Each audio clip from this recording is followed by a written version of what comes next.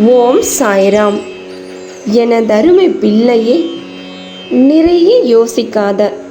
உன் மனசுக்கு எது சந்தோஷம் தெரியறதோ அதை மட்டும் செஞ்சுக்கிட்டே இரு. ஏதோ ஒரு தோல்வியோ கஷ்டமோ உன்னை விடாம துரத்துதுன்னா அது உனக்கு பெரிய வெற்றியையும் சந்தோஷத்தையும் தரப்போறதுன்னு அர்த்தம். ஒரு பறவை தன்னோட சிறகுகளை தான் நம்புது, அது அமர்ந்திருக்கிற கிளையை நம்புறதில்லை. அதுபோல உன்னை நம்பு, உனக்கு வெற்றி நிச்சயமா கிடைக்கும்.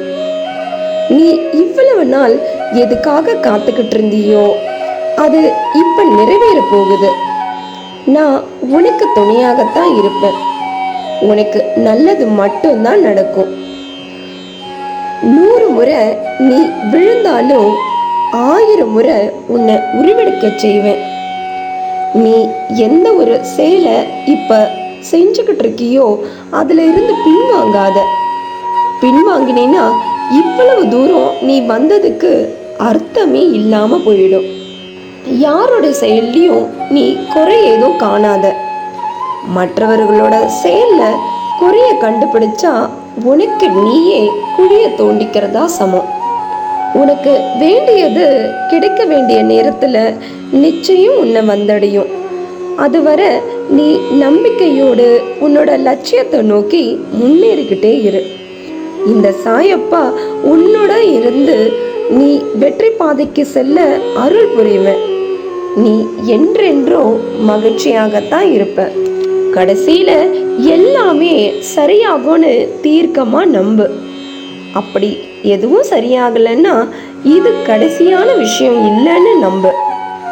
இந்த உலகில் விரும்பி வாழறவங்கள விட வேறு வழி இல்லாம வாழறவங்கள தான் அதிகமா இருக்காங்க.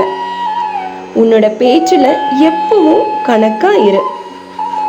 யார்கிட்ட எந்த பணம் நீ திரும்ப பெறணும்னாலும் அதுல கணக்கா இரு. உன்னோட வாழ்க்கையில அப்ப எந்த ஒரு பிரச்சனையும் ஏற்படாது. தேவைகளை அதிகப்படுத்தினா மனசுல குழப்பம் பேராசம் தான் ஏற்படும். பெரும்பாலும் உன்னுடைய கோபத்தால தான் உனக்கு நிறைய தீமை நிகழறது.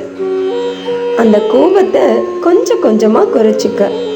எடுத்து சொல்றத விட பிறருக்கு நீ எடுத்துக்காட்டா இருக்கிறது தான் சக்தி வாய்ந்த ஒரு விஷயம். பலனை எதுவும் எதிர்பார்க்காம மற்றவங்களுக்கு உன்னால முடிஞ்ச தர்மத்தை செஞ்சுக்கிட்டு. இன்னும் 2 நாட்கள்ல நீ அழுத வேண்டிய ஒரு விஷயம் நிறைவேற போகுது. இன்றும் என்றும் என்றென்றும் உன் சாயப்பா உன் அருகில். வாழ்க வையகம், வாழ்க வளமுடன். ஜெய் சாய்ராம்.